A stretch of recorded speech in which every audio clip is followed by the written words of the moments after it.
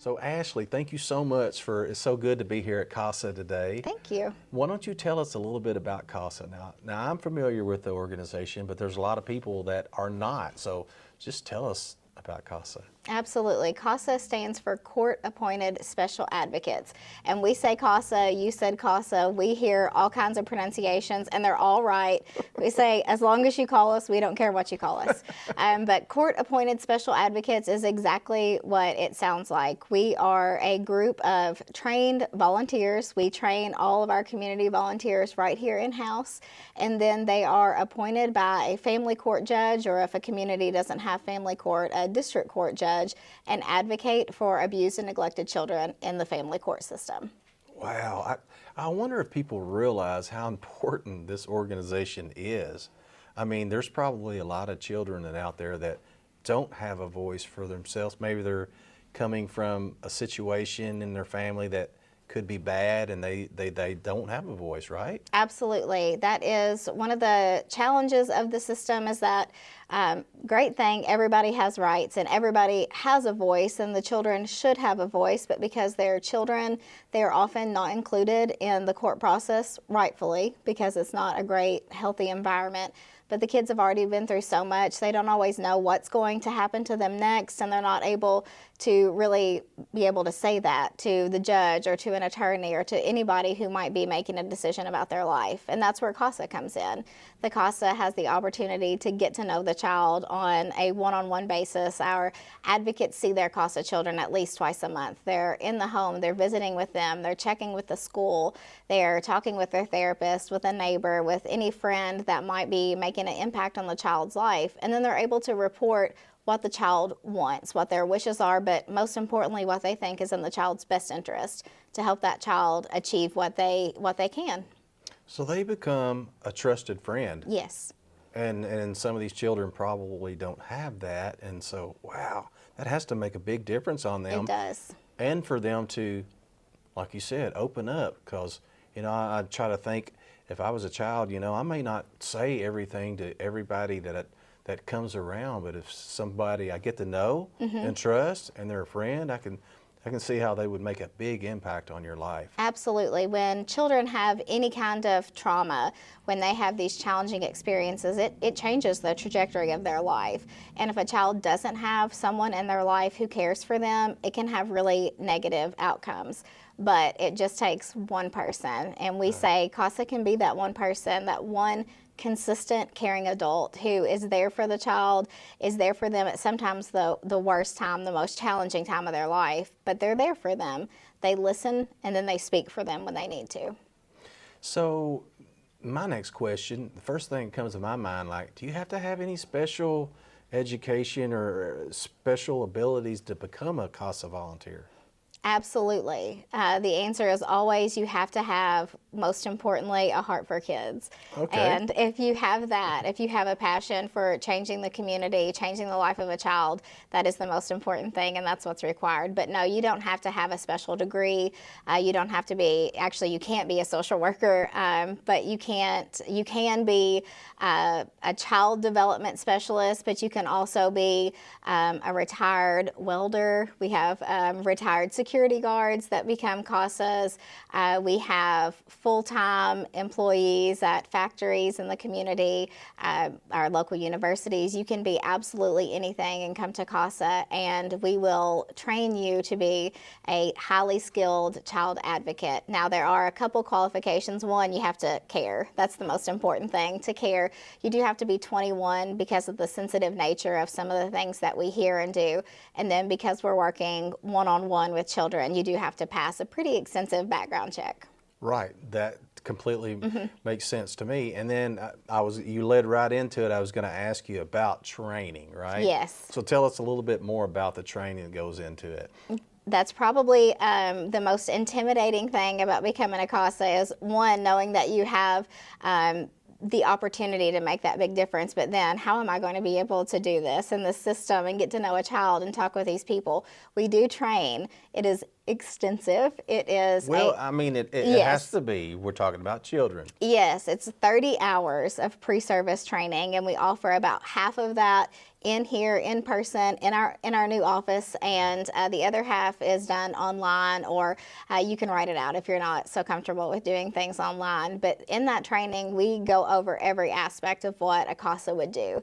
So we cover everything from the family court system to child abuse and neglect, domestic violence, substance abuse, which we know is such a challenge for our community, mental health needs, and then right down to how to talk to a child, how do you interview a child, how do you build a relationship with a child.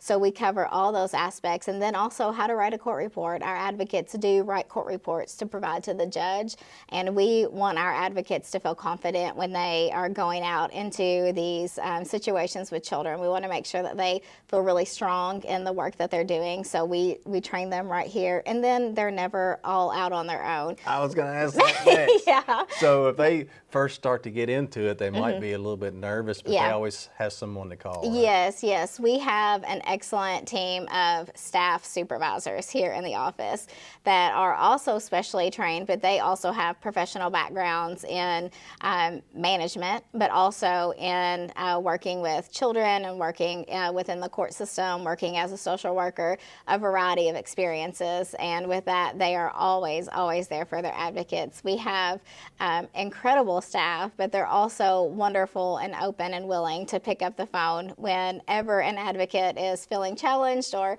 feels like they may need a little bit of support. They also always go on their very first visit with them to make sure that they feel really comfortable. Man, that's great. That's great. And I tell you, you mentioned 30 hours of training, the background and all of that, but really, it's such a great reward. It's got to be for these volunteers to be able to see the life change that they make in these children.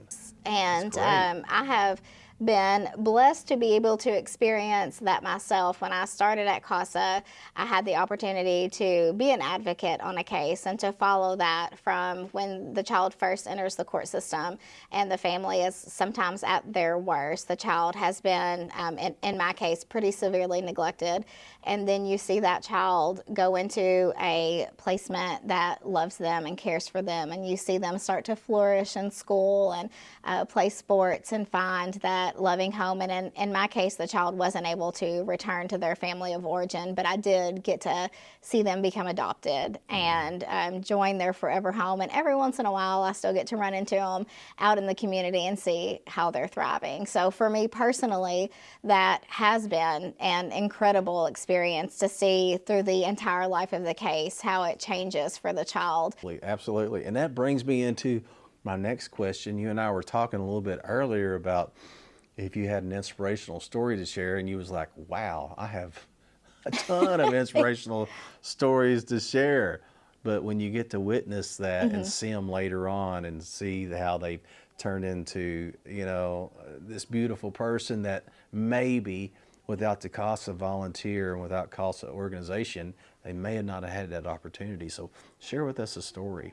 Absolutely. And like I said, there are so many, it's hard to decide what would be most impactful to someone else, because sometimes for me it's the little things. It's when a CASA advocate calls and said, that 16-year-old boy I've been having so much trouble with called and asked to meet with me one-on-one at school because they just needed somebody to talk to. And that is so powerful. We know 16-year-old boys don't want to talk to anybody. So if they're reaching out, that we know we've made an impact. But we also have the opportunity to make those large scale changes.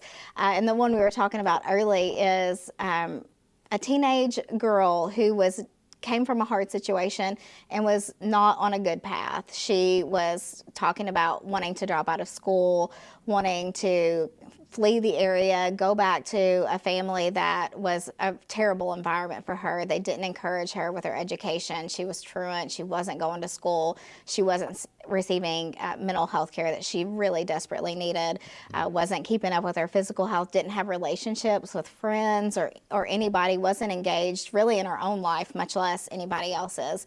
And then her CASA got involved. And we are always impressed at the work that our CASAs are able to do. But in this case, to see the turnaround from that beginning where there was no consistent caring adult to having the advocate become part of her life, talk with her about the opportunities that she could have, and to now see that young woman who just turned 18, is a senior in high school, got to attend prom last year, is involved in soccer and playing sports in her community, is doing well educationally, and is now talking with that same CASA advocate about what she can do next year. Yeah. What if I apply to college? What if I decide to do this? What if I stay in this safe home that you helped me connect with, and I get to change my life and come back here and do the same thing for other people? That's amazing. I love that. What a blessing it is for you to be able to witness these Yes. things day in and day out. That's got to be so much fun for It you is. all here at CASA, and then the volunteers as well, just to experience that. Ashley, thank you so much for taking your time today to explain to me and all the people watching about CASA, and just want to encourage everybody to get out there and make a difference, right? Absolutely, and that's what I said. We want anybody and everybody to know that this is a place to volunteer and change lives, but more importantly, to know more about their community. Like, this is a problem. It is a problem. The more I'm sure you watch the news, the more you see that children in our community and our nation need someone. They need support, and this is a place that you can be that for them. Thank you so much, Ashley. I appreciate Yes. your time. Thank you.